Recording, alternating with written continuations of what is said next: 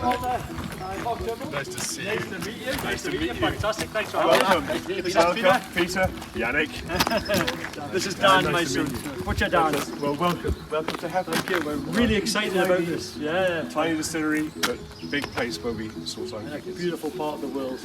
Doesn't get better. Part of the world. 20 minutes away from Yannick, half an hour, and doesn't get better, does it? Well, thrilled that you're here.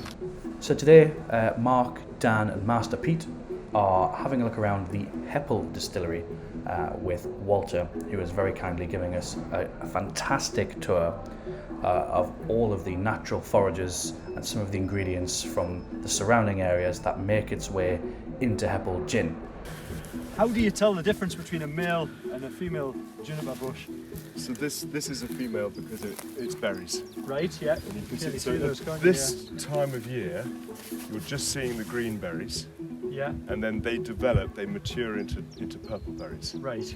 Now, every other gin maker in the world just uses those purple berries. It's a bit, think like an olive. It takes a number of years for the olive to mature. And there are a couple, look there, the birds haven't nicked those ones. Oh yes, You see them? Yeah, yeah. And if you crush them, you will get the smell of a classic gin if you can pick it out. But the green berries have a sort of freshness, and they've got a brightness that these purple berries don't have. And so when we harvest, we take these green berries, and then they go back to the distillery, and they're distilled in a very unique way, which we can explain to you. Yeah, yeah. But the ripe berries from these bushes go back in the ground. So we've got a big juniper regeneration propagation program going on. And the idea is that you might look out in, I don't know, 15, 20 years time. It's going to take time, and you'll see a lot of this area here now covered in heather and bracken. In the future will be covered in juniper. Wow. And they're good for birds, they're good for beetles, they're good for all sorts of things, and they're also quite nice to look at. Yeah. But they're quite useful for a gin maker as well, obviously. Yeah. But that's the And the male bush, is this? So this will be, so this is a male. It's had a few bites from a wild horse by the looks of things. Yeah. And that's another male there. They just, I don't know whether it's typical or not, but they tend to be slightly frondier. They've got longer fronds, and they've got this very slight sense of a blossom. Yeah. I like the fact it's the men that blossom. Isn't that nice? Well, talking to your wife earlier, I think she said that the females don't last as long. But apparently that's because they work hard. I don't know whether that's based on the juniper bushes or you. Of course. If my wife is in earshot, I just have to agree. Wow, who knew that much about juniper? I certainly didn't. Let's take a short walk and see what other ingredients we can find. Yeah. So this is Bog Myrtle, Right. sweet gale, and if you rub what is now just the pollen sac, we don't take it in this form. But you get that lovely sort of bay eucalyptusy smell, quite earthy. We don't use a lot of it, but it goes into the gin as a sort of grounder. It used to be the ingredient that went into beer before hops went into beer. Right. And the Vikings used to drink it. All They right. used to get quite lively. We've got a Viking at Turnbull, you know. We've got a Danish butcher called Butcher Soren. I'll have to tell him that. You mustn't put him anywhere near this because it'll send him into a complete rage. You tend to want to go and invade a small island when you've had some of this. But we put a little tincture of it in the gin. But we started out by distilling this in a cold vacuum. Right. It completely failed. It has something that you don't actually want to distill. So we leave that alone and we wait for the leaves to come out. And in July, these really bright green leaves that come out, we pick them and that gets distilled. Right. But you still get the same flavour, you still get the same smell. Wards off the midges, apparently. Is it? While we were up at Hepple, we also had the opportunity to have a look at some of Walter's own personal Highland cattle that we're just about to calf. These beasts are absolutely beautiful. We caught up with Master Pete and Walter to have a little chat about them. The hope is that they pretty much look after themselves. Yeah, I think living up here, they're going to often land and things like that. The meat's going to be tremendous.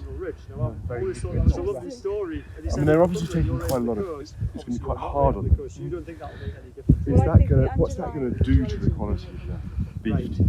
I think it's probably because slow growing. Yeah. Everything comes naturally to them. It's not being fast. Basically, it'll be lovely. It'll have very strong muscles and things like that. So it's not going to be tough. It's going to have a lovely cover and a fat to look after itself to keep itself warm. So we've been up onto the farmland, the moorland out there. It's been fantastic to see the ingredients. Once those ingredients have been collected, it's time to distill the gin, and we're delighted to be here at Hepple Gin Distillery. I think we've got Chris here.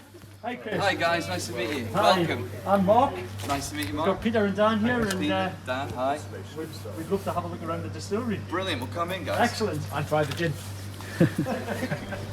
Now this is Chris, and Chris is the master of gin. Just like Peter's the master butcher, Chris is the gin master at Hepple's. There is nothing that this guy does not know. His knowledge and his passion for gin ingredients is absolutely amazing. Melony, grapefruit flavours, the all important green juniper, which I hope you saw. We did. Yeah, that's stunning. You can Quite see the really difference in interesting. colour. Yeah. And then lovage, which is a really interesting botanical. There's a real savoury note to the gin. Right. It's almost like a little mild curry spice.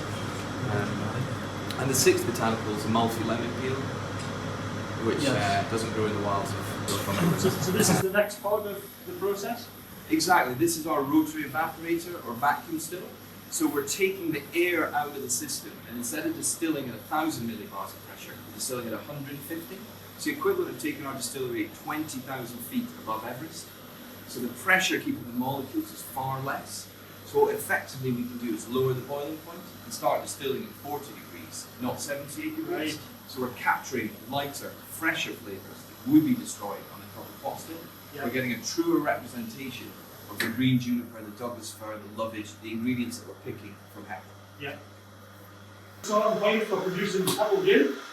Yeah, Tell us a little bit about the process. So yeah, exactly. This is the first of our triple technique, copper pot distillation, where we make what's called our base strain, and then layer flavours from the other two processes on top of. And what's really key here is the copper contact is smooth and spheric, and in fact it's a one-shot gin, so we're not making a concentrate, we're not making a diluted juice. What comes out of the still gets directly blended in our water, and that's our starting point. Yeah. That's kind of where everybody else would finish, and that's where we differentiate ourselves. Everything else, finishing point is really our starting point. So what we have this part of the So the final part of the triple technique is our supercritical extraction column. Yeah. And this is our column here, and it actually weighs about 170 kilograms. And the reason it weighs so much is it's that thick with stainless steel.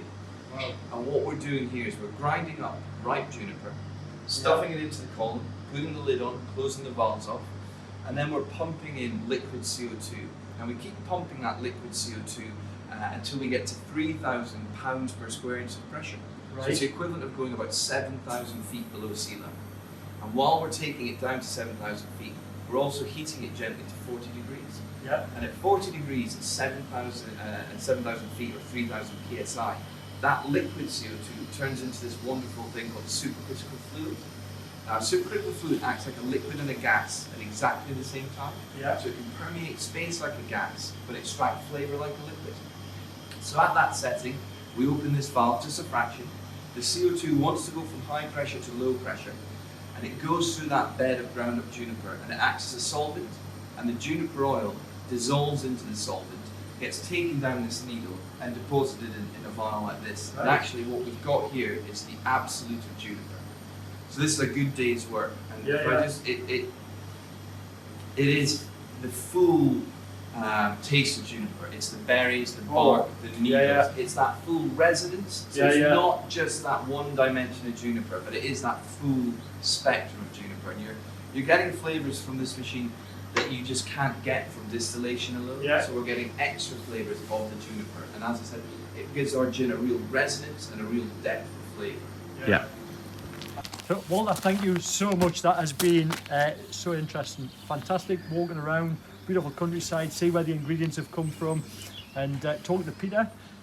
Master Pete, as we call him at Turnbull, since he's been named Master Pete, he's our Master Butcher. But Peter's just made the point that we've travelled all over Europe. We've been to Ireland, we've been to Belgium, we've been to Holland, and we've we've drove 30 minutes from Alnwick and had the most wonderful experience.